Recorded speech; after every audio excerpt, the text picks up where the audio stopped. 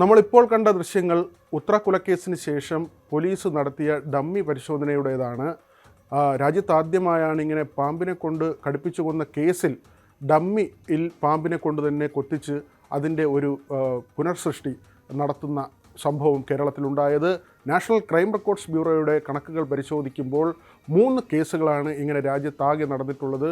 India സ്വതന്ത്രമായ ശേഷം 2019 ആദ്യത്തെ കേസ് രജിസ്റ്റർ ചെയ്യുന്നത്. അത് രാജസ്ഥാനിലാണ്.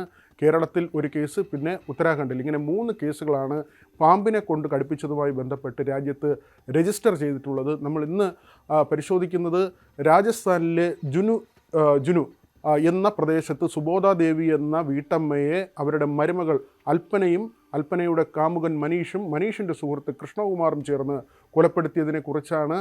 ഉത്തര കേസിന് സമാനമായ രീതിയിൽ തന്നെയുള്ള ഒരു കൊലപാതകമായിരുന്നു. 2019 ജൂൺ 2 ഈ കൊലപാതകം നടക്കുന്നത്. 2018 സുബോധ ദേവിയുടെ മൂത്ത മകനും അൽപ്പനയുമായുള്ള വിവാഹം നടക്കുന്നു. സുബോധ ദേവിയുടെ 2 മക്കളാണ് അവർക്കുള്ളത്. ഈ 2 മക്കളും സൈനികരാണ്. വിവാഹശേഷം ഈ അൽപ്പനയുടെ ഭർത്താവും ഭർത്താവിൻ്റെ സഹോദരനും അവരവരുടെ ജോലിസ്ഥലത്തേക്ക് പോകുന്നു. പിന്നെ ഈ വീട്ടിൽ അവശേഷിക്കുന്നത് സുബോധ ദേവിയും അൽപ്പനയും മാത്രമാണ്. ഈ 2 പേർ വീട്ടിലായതോടുകൂടി തന്നെ അൽപ്പനയുടെ ലോകത്തേക്ക് മെല്ലെ മാറുകയാണ്. പിന്നീട് സോഷ്യൽ മീഡിയയിലൂടെ മനീഷ് എന്ന ചെറുപ്പക്കാരനുമായി പരിചയത്തിലാകുന്നു. ആ നാട്ടിൽ തന്നെയുള്ള ഒരു ചെറുപ്പക്കാരനാണ്. മനീഷുമായി സൗഹൃദത്തിലാകുന്നു. സൗഹൃദം പിന്നീട് പ്രണയമാകുന്നു. പ്രണയം മറ്റ് തലങ്ങളിലേക്ക് വളരുന്നു.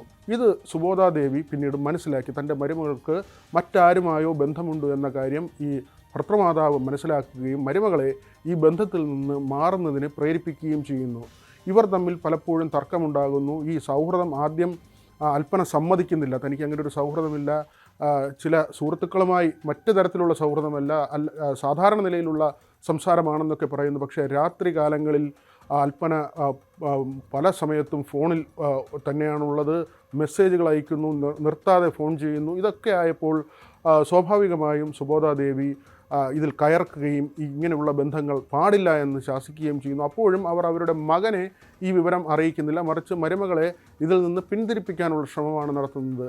ഏറ്റവും ഒടുവിൽ ഒരുപക്ഷെ ഭർത്താവിനോട് ഈ വിവരം ഭർത്തൃമാതാവ് പറയുമെന്ന ഒരു ആശങ്ക അൽപ്പനയ്ക്കുണ്ടാകുന്നു. തുടർന്ന് അൽപ്പന ഇവരോട് പറയുന്നു, മറ്റ് ബന്ധങ്ങളെല്ലാം അവസാനിപ്പിക്കുന്നു, താനിപ്പോൾ മറ്റാരുമായും സൗഹൃദത്തിൽ തുടരുന്നില്ല എന്ന കാര്യം പറയുന്നു. സുബോധ ദേവി ഇത് വിശ്വസിക്കുകയും ചെയ്യുന്നു. തുടർന്നും ഇവർ 2 പേരും മാത്രമുള്ള ഈ വീട്ടിൽ അവരുടെ ജീവിതം മുന്നോട്ട് പോവുകയാണ്. പിന്നീടാണ് സുബോധ ദേവി മനസ്സിലാക്കുന്നത്, രാത്രികാലങ്ങളിൽ ഉൾപ്പെടെ രാത്രി വൈകി മനീഷ് തൻ്റെ വീട്ടിൽ വരാറുണ്ട്, അൽപ്പനയുമായി അവിടെ സമയം ചെലവിടാറുണ്ട് എന്ന കാര്യം സുബോധ ദേവി മനസ്സിലാക്കുന്നു.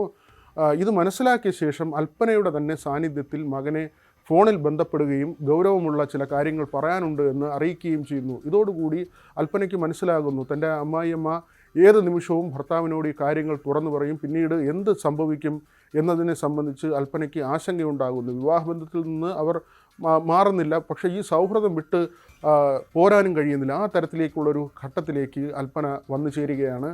പിന്നീടാണ് ഈ കൊലപാതകത്തെക്കുറിച്ച് ഇവർ ചിന്തിക്കുന്നത്. അതിനു മുൻപ് തന്നെ സുബോധ ദേവിയെ ഒഴിവാക്കുന്നതിന് വേണ്ടിയുള്ള ചില ചിന്തകൾ ഇവർക്കിടയിൽ ഉണ്ടായിരുന്നു, ചില ചർച്ചകളുണ്ടായിരുന്നു. പക്ഷേ അത് ഏത് രീതിയിൽ ഇവരെ ഇല്ലാതാക്കും എന്നതിൽ മാത്രമായിരുന്നു ആശങ്ക. പക്ഷേ ഭർത്താവിനോട് ഈ വിവരം പറയുമെന്ന് മനസ്സിലാക്കിയതോടുകൂടി തന്നെ എത്രയും പെട്ടെന്ന് ഭർത്തൃമാതാവിനെ ഇല്ലാതാക്കുക എന്ന ഒരു തീരുമാനത്തിലേക്ക് എത്തുകയും തുടർന്ന് മനീഷും കൃഷ്ണകുമാറും ചേർന്ന് ഒരു പാമ്പിനെ വാങ്ങുകയും, അത് മൂർഖൻ പാമ്പാണ്, ഉഗ്രവിഷമുള്ള പാമ്പാണ്. ആ പാമ്പിനെ വീട്ടിലേക്ക് കൊണ്ടുവരികയും ഇവരെ ബന്ധനസ്ഥയാക്കിയ ശേഷം അവരുടെ ശരീരത്തിൽ കടിപ്പിക്കുകയുമായിരുന്നു. വായിൽ തുണിയൊക്കെ തിരികെ ശേഷമാണ് ഇങ്ങനെ ഒരു കൊലപാതകം നടത്തുന്നത്. ഉത്തര കേസിൽ ഉറങ്ങിക്കിടക്കുമ്പോഴായിരുന്നെങ്കിൽ ഇവിടെ അങ്ങനെയല്ല, ഇവിടെ കുറച്ചുകൂടി ബലപ്രയോഗമൊക്കെ ഉണ്ടായിരുന്നു. ഒരുപക്ഷെ ഈ കേസിൽ പിടിക്കപ്പെടില്ല എന്ന് തന്നെയാണ് ഈ 3 കരുതിയത്. കാരണം സാധാരണ നിലയിൽ പാമ്പ് കടിയേറ്റുള്ള ഒരു മരണമായി ഇത് അവശേഷിക്കുന്നു. ഭർത്താവിനെ ഇവർ തന്നെയാണ് അറിയിക്കുന്നത്, ഇങ്ങനെ ഭർത്തൃമാതാവിന് പാമ്പ് കടിയേറ്റു, അതിൽ ചികിത്സ നൽകുമ്പോഴേക്കും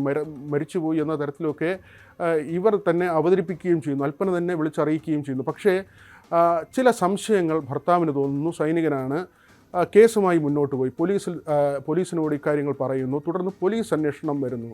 ഇതിൽ ഏറ്റവും നിർണായകമായത് ഈ കൊലപാതകം നടന്ന ദിവസം ഏതാണ്ട് 165 കോളുകളാണ് അൽപ്പനയും മനീഷുമായി വിളിച്ചിരിക്കുന്നത്. അതായത് രണ്ടുപേരും തമ്മിൽ അങ്ങോട്ടും ഇങ്ങോട്ടും വിളിച്ചിരിക്കുന്നത് 165 കോളുകളാണ്. ഇതിൽ അസ്വാഭാവികത തോന്നിയ പോലീസ് ഇരുവരെയും വിശദമായി ചോദ്യം ചെയ്തു. തുടർന്നാണ് ഇവർ പ്രണയത്തിലായിരുന്നുവെന്നും പിന്നീട് ആ ബന്ധം മറ്റൊരു തരത്തിലേക്ക് വളർന്നുവെന്നും ഇത് ഭർത്താവ് അറിഞ്ഞാൽ കുഴപ്പമാകുമെന്നും കരുതി അമ്മായിയമ്മയെ ഇല്ലാതാക്കാൻ തീരുമാനിച്ചുവെന്നുള്ള കാര്യം അൽപ്പന പോലീസിനോട് പറയുന്നത്. കൃഷ്ണകുമാർ പിന്നീട് ജാമ്യം തേടി കോടതിയെ സമീപിച്ചെങ്കിലും കൃഷ്ണകുമാറിനും കോടതി ജാമ്യം നൽകില്ല. കാരണം ഈ കേസിലെ കൂട്ടുപ്രതിയായി പാമ്പിനെ സംഘടിപ്പിക്കാൻ കൂട്ടുനിന്നത് മനീഷിൻ്റെ സുഹൃത്തായ കൃഷ്ണകുമാറായിരുന്നു. അങ്ങനെ ഒരു നിഷ്ഠൂരമായ കൊലപാതകം ഇന്ത്യയിൽ നടന്നിട്ടുള്ള ആദ്യത്തെ സംഭവം, അതായത് പാമ്പിനെ കൊണ്ട് കടിപ്പിച്ച ആദ്യത്തെ സംഭവം രാജസ്ഥാനിലേതായിരുന്നു.